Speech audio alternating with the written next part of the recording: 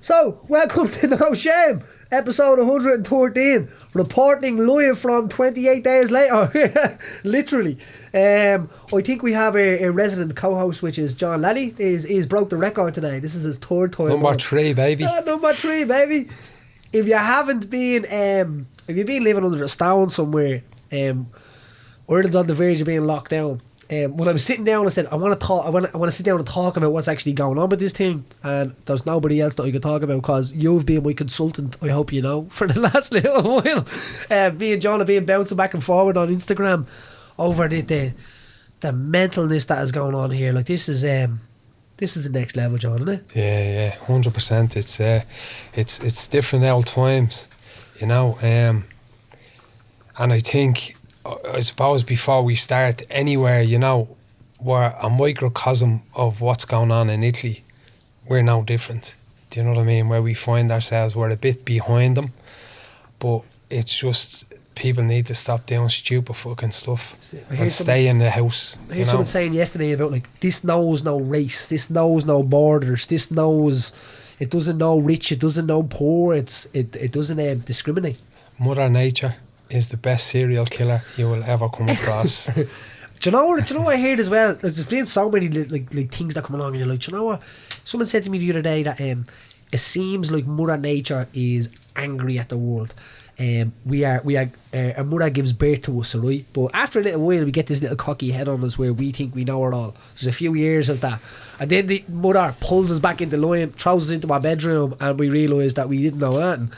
Is Mother Earth doing that at the moment, where we've been damaging it for so long, and now as like a way of nearly saving ourselves, something has happened and all of a sudden people are put back into their places, pollution is clearing up, the way of life has just changed overnight.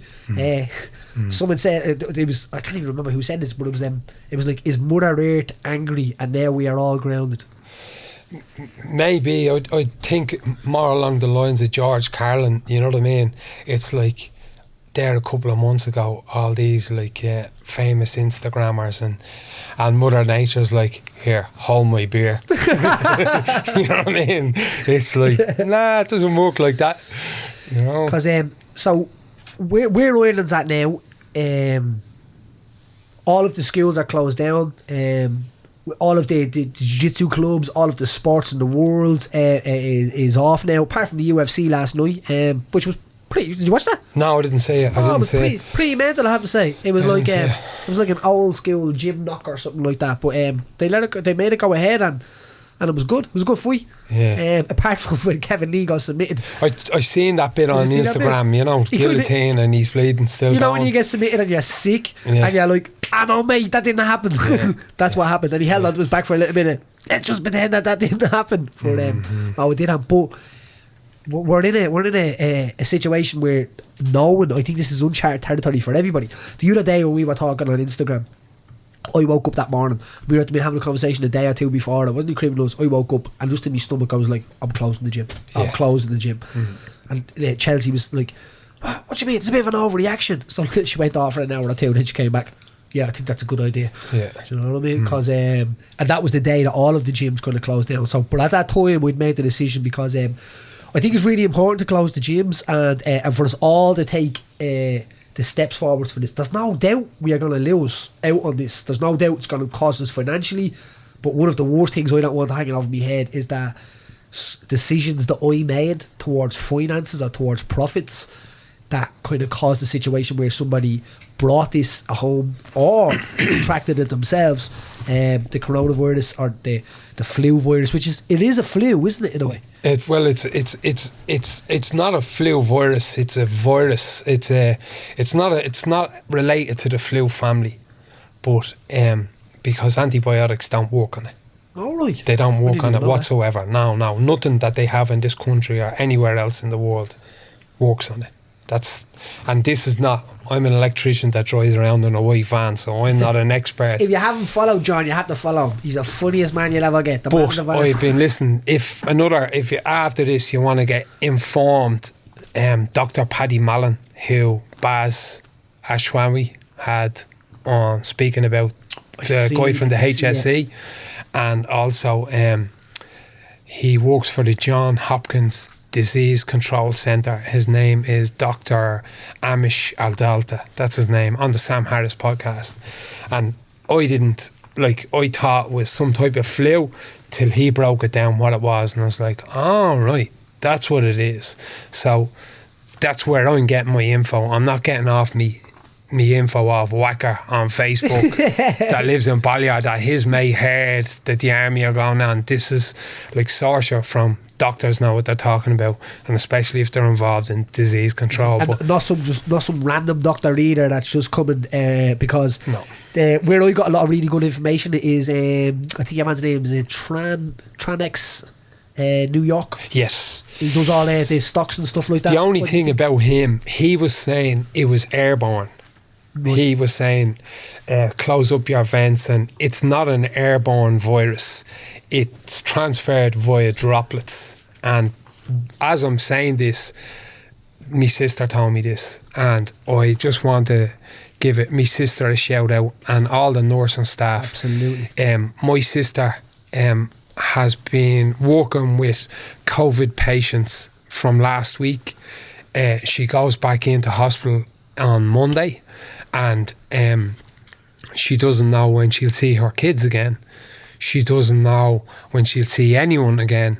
I was talking to her on the phone yesterday, and she was saying, we're all going to get this, like all the nurses and doctors.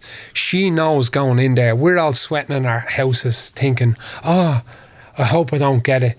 They're going into work knowing they're going to get it. Like people, MMA fighters and jiu-jitsu fighters, I'm going to war. Nah, you're not really, mate.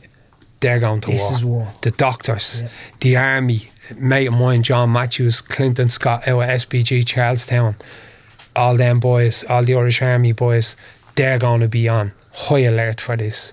My brother's in Switzerland, things are going sideways there.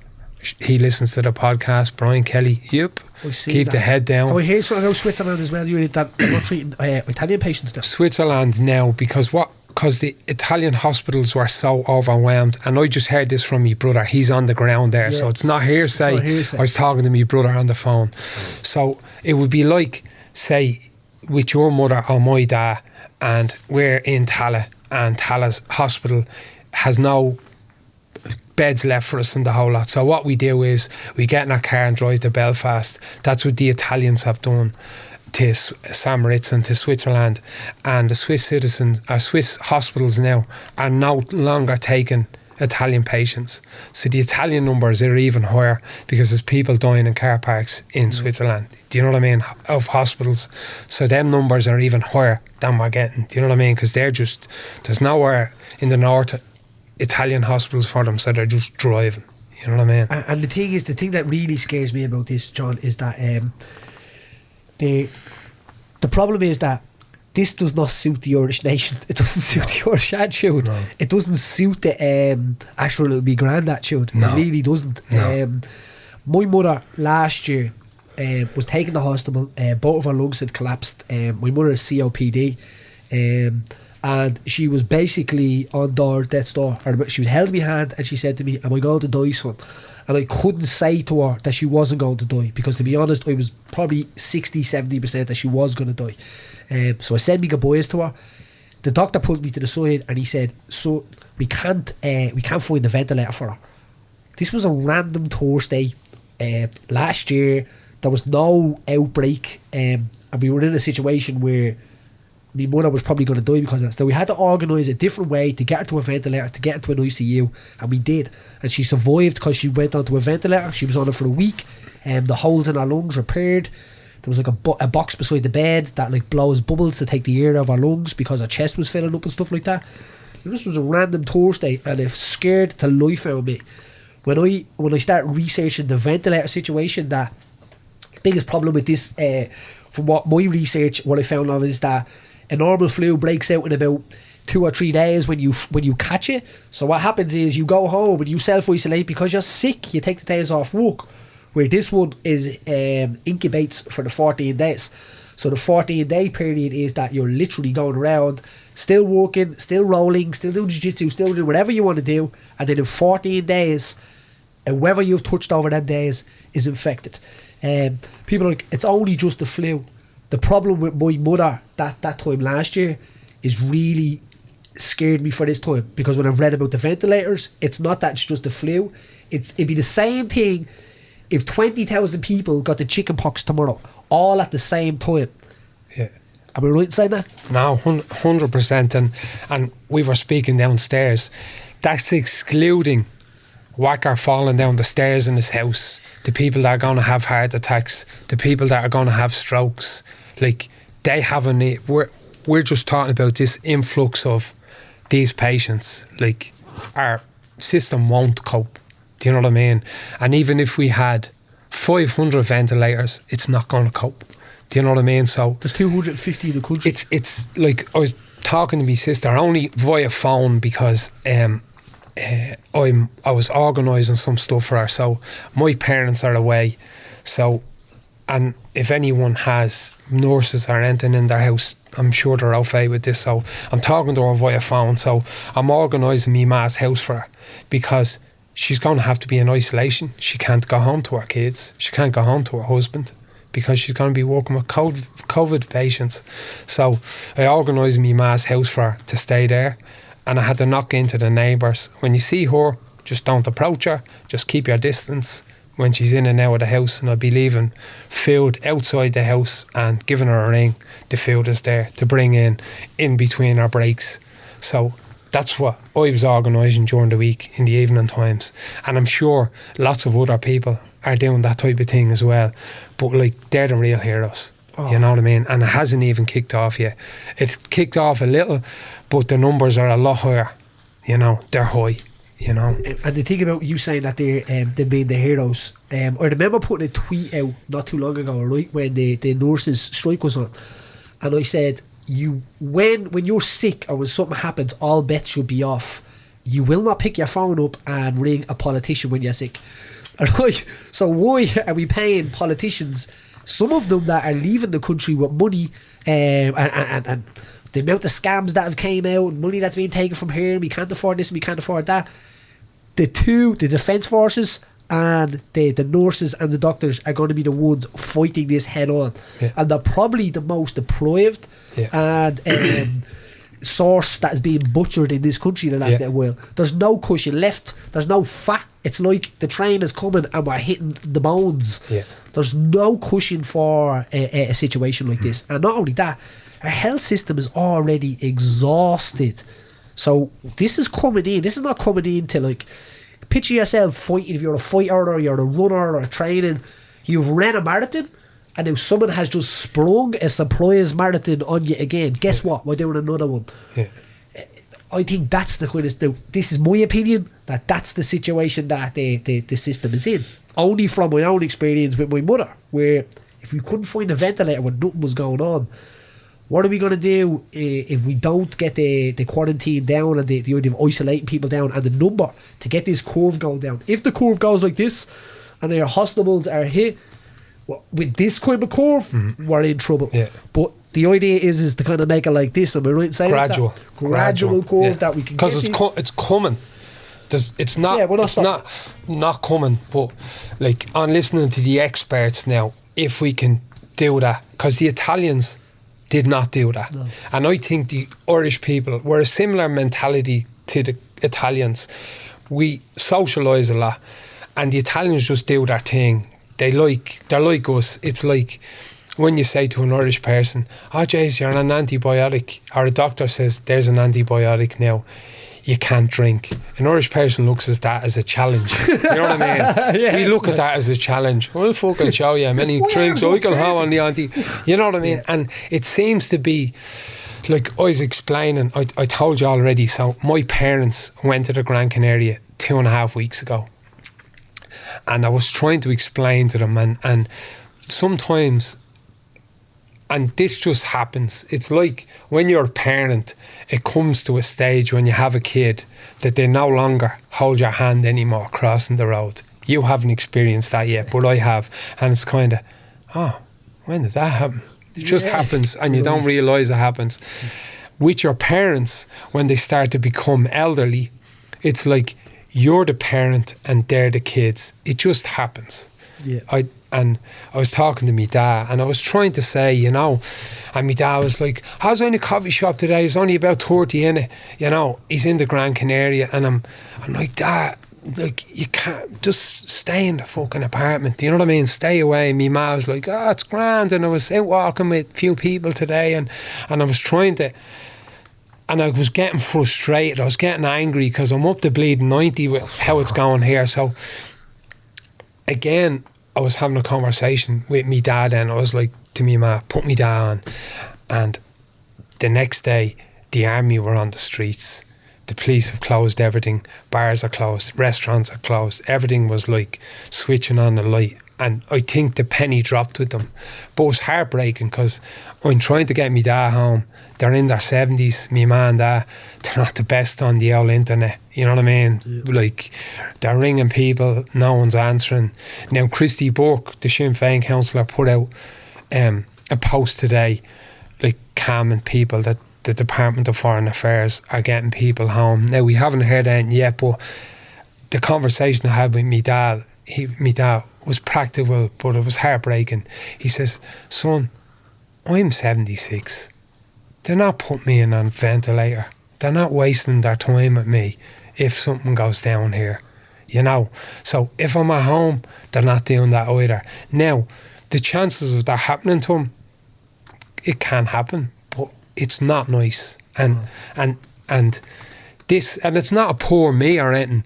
That's what's going to happen, like. But that's actually going to make me a little bit emotional there. Yeah, no, it did with me. I choked up. He was, you know, and the thought of them being alone, I can't get to them. It's horrible. Helpless, like. It's powerless. I'm powerless. You know what I mean? But I'm trying to do the right thing. I'm trying to keep my own family right. I'm trying to talk to them, and it's tough. But like, I'm not unique.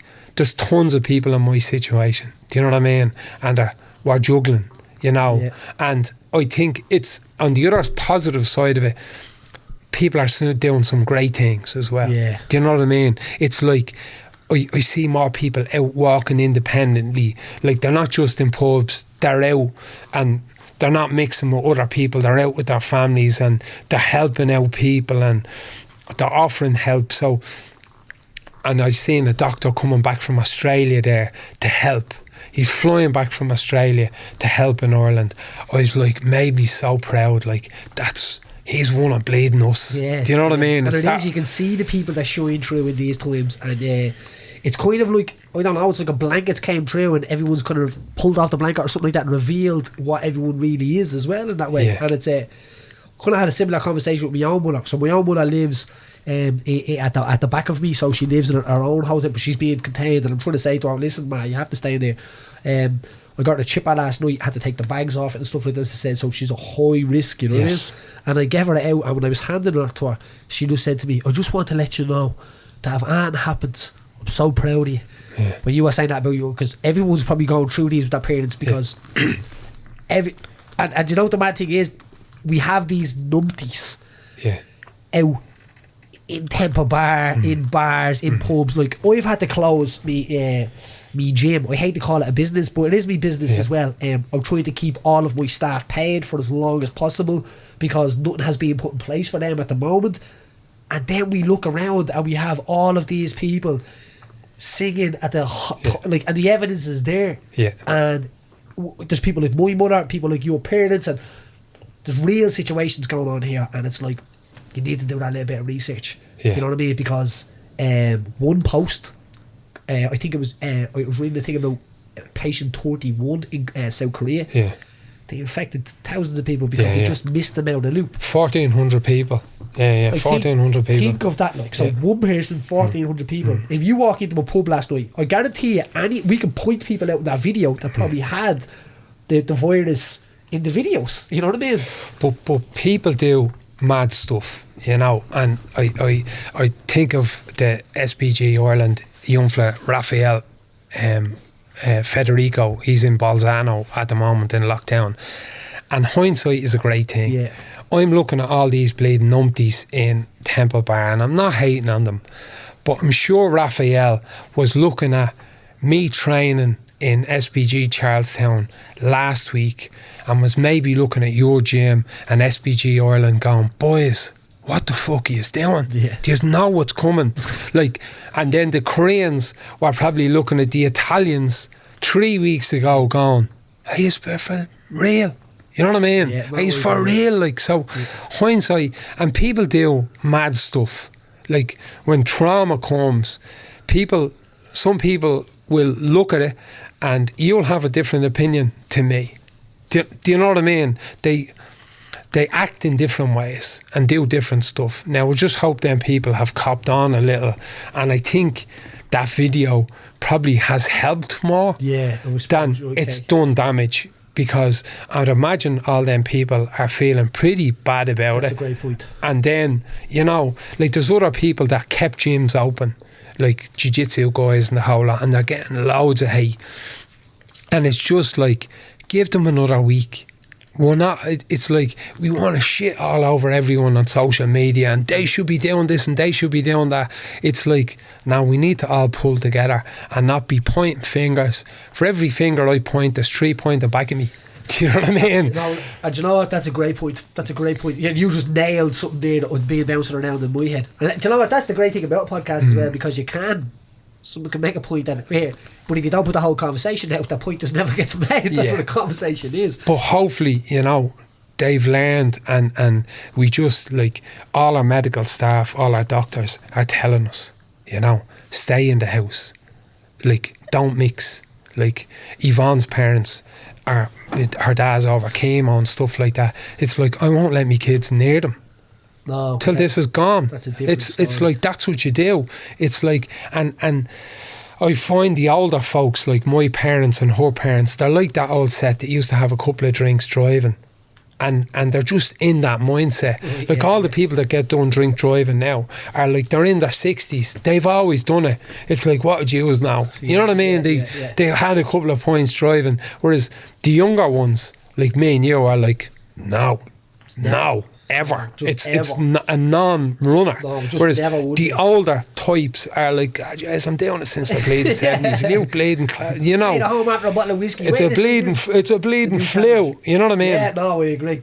No, they don't. How come, to me, Ireland, for once, are ahead here? That's what I think. If we're looking at England, right, Boris Johnson literally told the whole country that 60% of them are going to get it, and they're going to be immune to it. They're talking about building up a herd immunity about this. It's a different approach, you know. It's the only approach in the world that are taking it. And let me tell you one thing: if people in England, so I've had people in England and they text me, "What's all this bullshit going on?" I'm like, it should be yous texting us in the way saying, right, hold on, you need to get together. But it's like, it's backwards. So Chelsea's mum's in England and stuff like that, so obviously we're relaying the information back to her, and she's like, oh, it's grand. Like, she works in a hotel over there, and they have some hotels over here. We're bringing the people down for breakfast, one floor at a time. She says her hotel has changed nothing. So Ivan, there's more cases in England at the moment, am I right, than there is in Ireland. There will be, it will spread faster. I don't know if Ireland needs to close the borders there as well, to be able to say, right, hold on, and all these people coming back from Cheltenham and all of this, like this, the island of the whole island of Ireland, let alone the north and the south, that needs to be one strategic plan for this. England should be involved in that as well, with Scotland and Wales and all of our little the Isles, if you must, needs to be doing the same thing. I was looking at a half marathon this morning. Jamie Carragher's brother is running in the half marathon, so I suppose it gets back to leadership. Like, at least Leo, I think the problem with politicians, and this is the problem with it, I was listening to another doctor talking about this, everyone wants to, they don't want to be wrong on something, and politicians don't want to be wrong. They don't want to be found out, I overreacted there, but the time for that is long gone.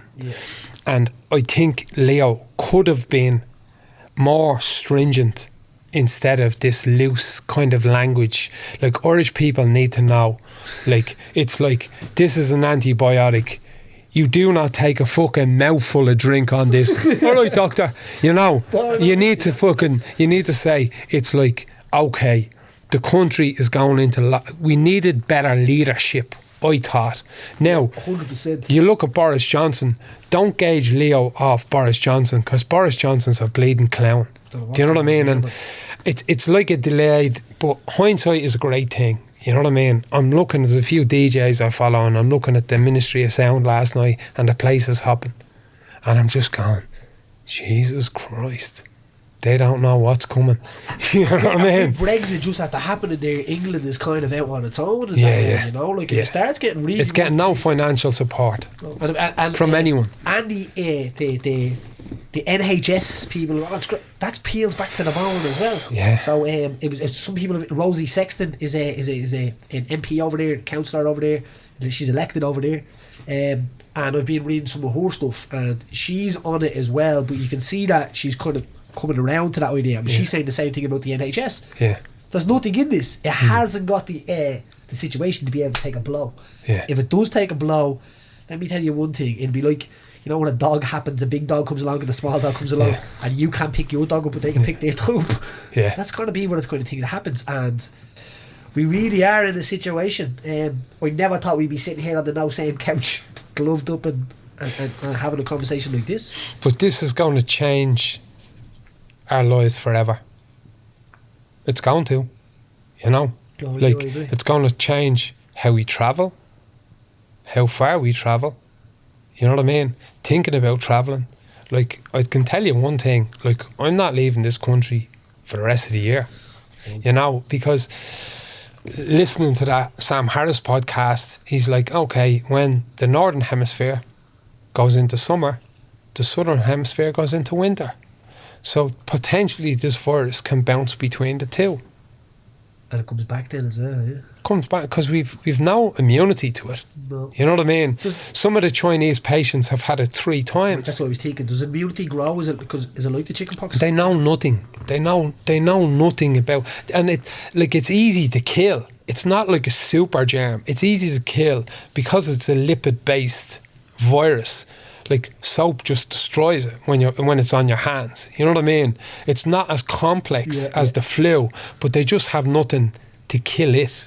Yes. You say, look, it gets into your body and it kind of poses as your cells, and it reprograms your cells to become themselves, and then all of a sudden, then it bangs out after 14 days. Yeah. So it's in your body, putting in the foundation, putting in the groundwork, if you must, you know what I mean? And I suppose it's will it take the stigma that AIDS had in the early days? It's like, because America now has said that it's not accepting any patients or any people travelling to their country when the ban is lifted if they haven't been clear for 60 days of COVID, which is understandable, but is it going to be used, you know, as a device to stop people travelling? It's only a matter of time before one of them avian flus, which has a 60% mortality rate, jumps from bird to human. Because this came from, they're saying it came from bat to human. Do you know what I mean? Yeah. And this has a 0.06 kill rate. Avian has a 60% kill rate. So something like that get into the air. We're all gone, like Stone Age. Other people have been thrown around the theory that it's a weapon. Well, the Chinese are blaming the Americans. They're saying the Chinese, because the fingers are pointing at the Chinese. Are they doing that before they blame them? And the Chinese are blaming the Americans. Do you know what I mean? That's what they're doing. But like, it makes sense. Like, if you're going to eat some food, there better not be feces on the floor, and you know, these places are live animal markets, and there's bleeding dogs and cats getting bleeding torched and barbecued, and rats, and it's only a matter of time. A live you know food what I mean? market probably has to be one of the most... They're horrific. Horrific situations that you're in for bacteria, and you know, even crossing animals so close together. Do you get what I mean? That way, where like bats and chickens and pigs and bats, and it just, you know what I mean? Yeah, it can create like this kind they have to change their practices. You know, because really, with transport and how quickly this travels, you look how quickly, like when it got onto them ships, how it spread through the old people. You know, they're all sick, they're all mixing around, and how quickly then, like, it went to Italy, and then a perfect storm, northern Italy, ski slopes, people sweating, banging off each other in ski lifts, après ski, all in the disco, bleeding, dancing, still in the same gear. It just sprayed everywhere. You were saying about a high percentage of people that would go on cruises would be elderly as well. Elderly, yeah. And so that's where the ships are. They're on cruises because they're not the most mobile. Anymore. Do you know what I mean? Which is another kind of and perfect. They're after getting a whack for retirement, so they have a few quid. Do you know what I mean? And they want to see the world. You know? So in this whole situation, as I said, I've closed the gym down. What I start, it will be started by the time the podcast is out. Is we started like an online university, if you must. So it's going to be a class every day because I know people are going to be stuck in their houses. We've came up with actually some great ideas, some yoga, some strength conditioning. We've made a studio in the gym to build it. We're thinking on our feet as well because lots of gyms have came on board and didn't pull out at the start because they were like, well, hold on. But the way I was looking at it straight away was like, 100% this is coming down. If we're 2 or 3 days ahead of this, brilliant. I mean, yeah, which brilliant. I was thinking of ahead of the curve. Yeah. If you're doing this and you're chasing your tail 2 or 3 days after it, for whatever day is, I don't know what profit or whatever you made that day is, you're probably going to do more harm to your reputation, your brand, all this and that kind of stuff. You know what I mean? So any gyms that are out there that are kind of like panicking now, slow down. Take a few deep breaths and start thinking your initiative online, because we're going to have a lot of people stuck in places where if there was ever a mental health problem or mental health was going to come up, it's going to be over these next 2 weeks. People are all stuck in the house together, the anxiety's firing. Yesterday I was feeling terrible. I mean, I was panicking. I seen a video of Owen Roddy the other day as well. You see him and Kelly's going, was it yesterday? Was it today? And I was like, listen, I texted That's my day two. Like, Lonnie, I'm with you, mate. Don't worry too much, because it was in the exact same kind of situation. But yesterday, covered up, went running after 5 kilometres, got home. I felt amazing again. Mentally, I felt ready to go again. So don't waste this time if you are isolating, you're staying at home. Learn some stuff, you know. Read a book. Play Monopoly. You know what I mean? There's lots of stuff to be able to catch up on while we're doing this. And a lot of the gyms, if you are a member of a gym, jump onto the online things that people are doing, and you will see a massive benefit of it. People don't have time to go to the gym. If now you can't go to the gym, but you've got lots of time. Yeah, no, 100%. You're doing your online program for your members. You know what I mean? Owen Roddy's doing one as well. He has one, SBG Charlestown. And like, if your gym isn't doing it, just sign up to the membership and support your gym and do your home workouts. We've had since we announced it, I've had people going, can I join? I'm like, you do know that? I was like, no, I want to join that other thing that you're talking about. And it is. We've came up with some pretty cool ideas for this. Years ago, I remember I have some experience in this. I got snowed in, I did, for a fight. The fight before Christmas, if anyone remembers it. I think it was 3 weeks before the fight event, Barry Oaksby's event. And it was like, you can pull out if you want. I'm pulling out. So I'm stuck in my gaff though. I live in Jobstown, so the snow comes straight off the mountain, and we get it first the next day. Guess what? They're stuck in their house now. I see it coming. I get the wave when I am in the snow. Right? So I should be giving the weather warnings. But we had 3 weeks away from a fight, and there's this tape, really cool. I remember putting it on my headphones, doing me sessions out the back, shadowboxing out the back, listening to the headphones, and I remember after going, I'm going to do this every camp. Came back to me the other night at the end of my head. I was like, you know what? I can imagine 3 or 4 brothers and sisters standing in the sit room and being like coached through these classes now. I'm actually excited to see how this goes, because it might actually benefit people that can't make it to the gyms, or people that are not as mobile. And it's something for everybody. So I really do think that these are this is going to be a product that comes out of a situation that's probably going to continue after the situation, which is good stuff. Yeah. Now and then what you're talking about, like with athletes like yourself, you have to find new ways, because an athlete is so self-centered and focused, and all they think about is me, myself and I, because they have to be like that. Yeah. Max Do you know what I Lally mean? is John's son if you don't know him, so he lives with one of them. You know I what live mean? with one of them. He pretty Me, knows. myself and I. Max is probably asked to go on the biggest card of his life. Well, he's just competed at Grapple Kings 5. He was asked to go on to Kieran Davern's card. I'm not mentioning the other card abroad that he was asked to go on, but it was supposed to be in 8 weeks, and a load of the Danaher Death Squad are on that card. So he was, and I had to calm him down for about 2 days, going, horsebox, you know, like, we let the immune system bounce back a bit. Few days and I'm going to kill you. And we're going to be doing sprints in the park, me and him just in the park, away from everyone. Few takedowns, single legs, submissions in the gaff, just to keep him ticking over. Yeah, no, because he's not training. 5 and 6 of them are not meeting in someone's garage to train, and you know, Italy said this as well. Them days, yeah. I seen a post from Italy saying this. Don't do this, guys. For Yeah. jiu-jitsu community. Meet up, and it's the same. You know what I mean? It's like, I don't know. When you closed your gym, I messaged you and I said, Paddy, that is the right decision. Yeah. Because I explained a situation that happened to me a few years ago. I'm not going to go into it, but it was a traumatic event. But it was no fault of my own. I actually fucking saved somebody, right? Yeah, Saved their life. safety.